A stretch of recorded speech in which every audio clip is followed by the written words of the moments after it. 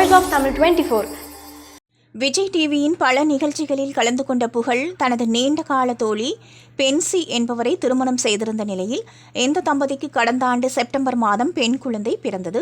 அந்த குழந்தையை தனது மகள் அல்ல, என்னுடைய இன்னொரு தாய், எங்கள் வீட்டு மகாராணி என்று புகழ் பதிவு செய்து உணர்ச்சி வசப்பட்டிருந்தார் என்பது குறிப்பிடத்தக்கது.